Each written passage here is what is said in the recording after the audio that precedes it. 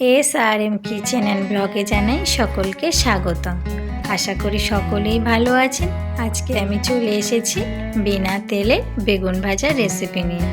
তাহলে বিনা তেলে বেগুন ভাজাগুলো কেমন হলো দেখে নেওয়া যাক। চলুন বন্ধুরা, বাড়ির গাছ থেকেই বেগুনগুলোকে তুলে নিয়েছি। একটা আধটা করে বেগুন হয়েছিল গাছগুলোতে, তো এখানে অনেক রকমেরই বেগুন আছে।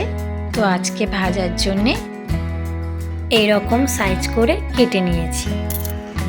এবার জলের মধ্যে ভিজিয়ে দেব। ভিডিওটি ভালো লাগলে চ্যানেলটিকে উৎসাহ যোগাতে সাবস্ক্রাইব করে পাশে থাকবেন নতুন নতুন রান্নার ভিডিও পেতে।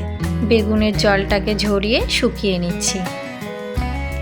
এবার দিয়ে দিলাম বেসন, একটু চালের গুঁড়ো, একটু হলুদ গুঁড়ো, একটু লবণ, একটু লঙ্কার গুঁড়ো। একসঙ্গে এগুলোকে মিশিয়ে নিয়ে বেগুনের সঙ্গে মাখিয়ে নেব। আপনারা চাইলে এই মশলাটি একটি অন্য পাত্রে বানিয়ে নিতে পারেন, তাহলে মাখাতে সুবিধে হতে পারে আপনাদের। এইভাবে সমস্ত বেগুনগুলো আমি মাখিয়ে নেব। বেগুনের গায়ে বেশি জল থাকলে মশলাগুলো জলে নরম হয়ে যেতে পারে, তাই জলটাকে আমি ভালোভাবেই ঝরিয়ে নিয়েছি। একটুও মশলাগুলো নরম হয়ে যাচ্ছে না। এইভাবে বেগুনের গায়ে মশলাগুলো আমি মাখিয়ে নিলাম। এবার কড়াইতে একটু জল দিয়ে দিলাম, হালকা দিয়ে দিচ্ছি 2-4 ফোঁটা সরিষার তেল, বেশি নয়। খুন্তি দিয়ে কড়াইটাকে এইভাবে নেড়ে নেব। মাজা ঘষা করা একটু রুক্ষ থাকে, তাই যদি প্রথমেই এমনভাবে জল আর তেল মাখিয়ে নিই, দেখুন আর রুক্ষ থাকবে না। জলটা শুকিয়ে গিয়েছে, কড়াইটাও আর রুক্ষ ভাব নেই। এবার মশলা মাখিয়ে রাখা বেগুনগুলোকে একে একে সাজিয়ে বিছিয়ে দেব। কড়াইতে এইভাবে যদি প্রথমেই তেল মাখিয়ে নেওয়া হয়, তাহলে আর ননস্টিক প্যানের প্রয়োজন হবে না বিনা তেলে বেগুন ভাজার জন্যে। বেগুনগুলোকে বিছিয়ে দিয়েছি। এবার 10 মিনিটের জন্যে ঢাকা দিয়ে রেখে দিচ্ছি। একদম ঢিমে আঁচে 10 মিনিট রেখে দিয়েছিলাম। বেগুনগুলোকে উল্টে দিচ্ছি।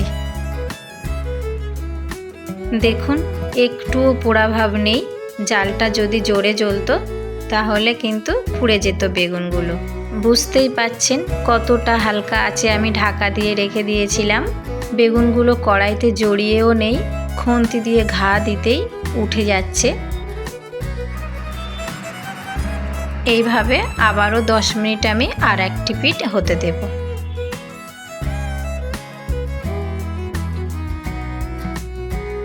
দেখুন হালকা আঁচেই কত সুন্দরভাবে বিনা তেলেই বেগুনগুলো ভাজা হয়ে গিয়েছে। কড়াইতে কোনোভাবে বেগুনগুলো জড়িয়ে আটকেও যায়নি, আবার পুড়েও যায়নি। দেখুন 2 পিঠ সমানভাবেই ভাজা হয়ে গিয়েছে। এবার একে একে প্লেটের মধ্যে তুলে নেব।